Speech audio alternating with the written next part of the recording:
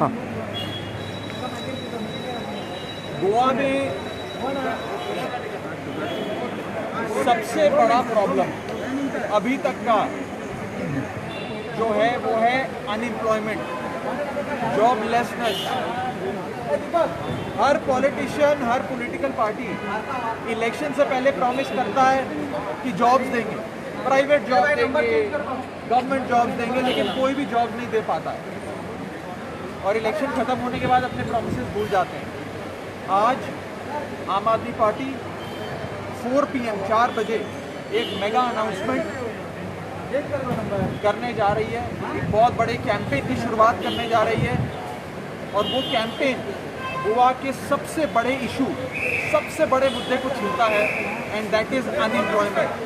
आज हम डायरेक्टली गोवा के लाखों यंगस्टर्स से, अनएम्प्लॉयड यूथ से कनेक्ट करेंगे और एक मेगा अनाउंसमेंट आज 4 PM 4 बजे शाम को करेंगे।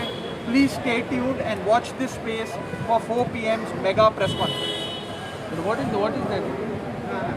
4 बजे का इंतजार करिए। I specially come to Goa to launch the political campaign.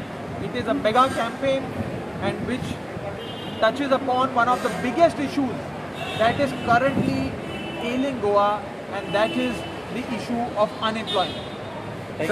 Sir अभी बीजेपी ने पानी कम किया है, उसके बारे में आप क्या बोलना चाहते हैं? आज प्रेस कॉन्फ्रेंस में आओ, सारे सवालों के जवाब देंगे आप। कम। Thank you.